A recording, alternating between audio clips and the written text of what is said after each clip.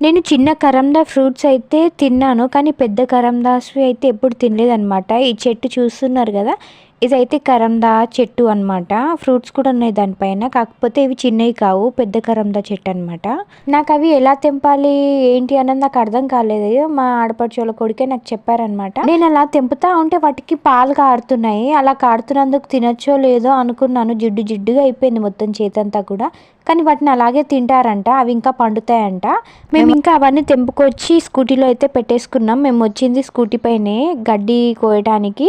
అసలైనదైతే మా అత్త అయితే నాకు వాటర్ యాపిల్స్ కావాలని చెప్పేసి నేను అడిగినందుకు, సరే నేను గడ్డి కోసేంత వరకు మీరు ఫ్రూట్స్ తెంపుకోండి అని చెప్పేసి అయితే వచ్చారు. సో మేము ఫ్రూట్స్ తెంపుకొని వచ్చేలోపు వీళ్ళు గడ్డి అయితే కోస్తున్నారు ఇక్కడ. ఇంకా మా అత్త కోసి పెడితే మా వారైతే ఇలా ఎత్తుకొని వెళ్ళి స్కూటీ దగ్గర అయితే పెడుతున్నారు. మా అత్తకి ముందే తెలుసు అందులో దోమలు ఉంటాయని చెప్పేసి తను స్వెటర్ వేసుకొని అయితే వచ్చారు. మా వారికి తెలియదు కదా ఎక్కడున్నాయిలే అనుకొని ఆ గడ్డిని అలానే ఎత్తుకొని వెళ్ళి స్కూటీ దగ్గర అయితే పెట్టారనమాట.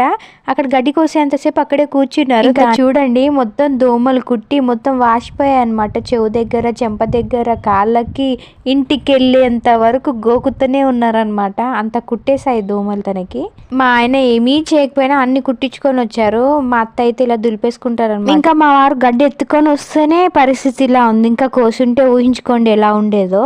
ఇంకా మా వారు డ్యూటీ చేసే టైంలో డ్యూటీ చేసుకుంటారు. హాలిడేస్ టైంలో ఇలా ఇంటికి వచ్చేసి తనకు చేతనైనంత మా అత్తకి హెల్ప్ చేస్తారనమాట.